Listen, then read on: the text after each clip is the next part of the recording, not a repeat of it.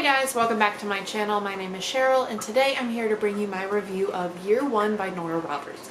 Now this is the first Nora Roberts book I've ever read, and I never really thought I was going to ever pick up one of her books because I was under the incorrect assumption that she was just a contemporary romance writer. And I do enjoy romance books, but I'm not a huge contemporary person in both adult fiction or YA.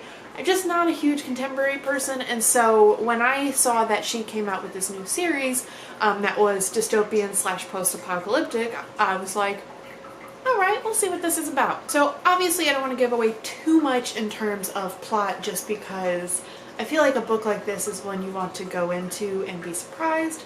But the general story, and this is on the first page so you don't really have to worry about spoilers there, is that a man goes hunting, he shoots a bird down and causes the apocalypse.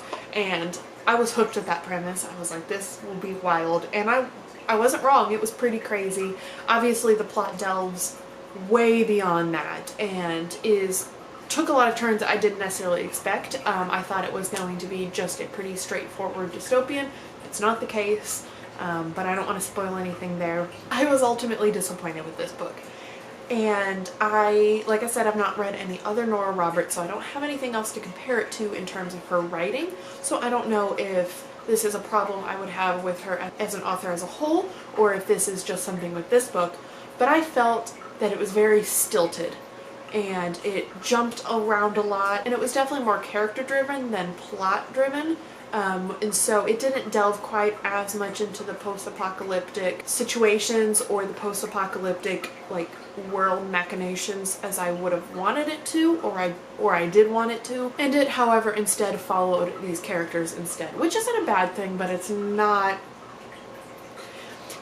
If a book is going to follow the be character driven, you hope to like the characters, and I didn't really feel attached to any of them. In fact, when big things would happen, I would just be like, yeah.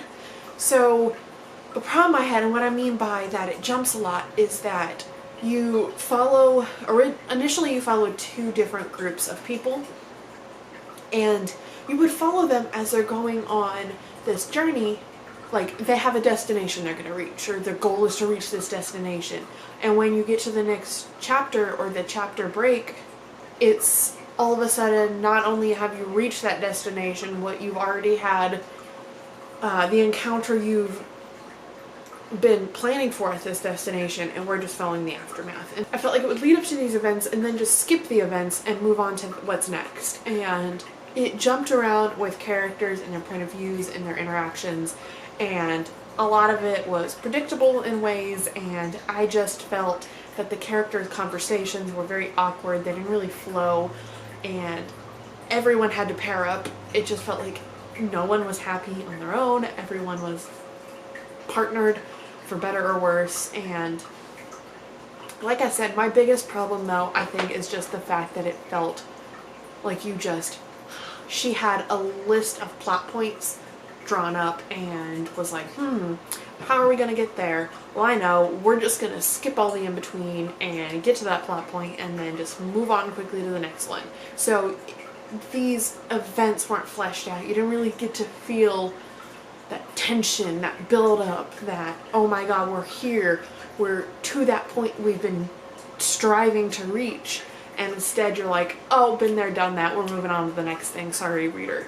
And like I said, I don't know if this is something with her books as a whole, or if this is something with this book in particular, but it didn't jive with me. So the beginning of the book, I really did enjoy. I really liked the descriptions of what was happening, the apocalypse essentially taking place. But once we started getting into the nitty-gritty with just the characters, that's when I kind of lost interest. Obviously, still pushed it through, and it was an easy read. It didn't take me very much time once I actually sat down to read it, but I did find myself not really wanting to pick it up, wanting to move on to a different book. So that's obviously not a feeling you want to feel when you're reading. But anyway, those are my thoughts on Year One by Nora Roberts. I gave it a 2.5, 3 stars, because it wasn't terrible.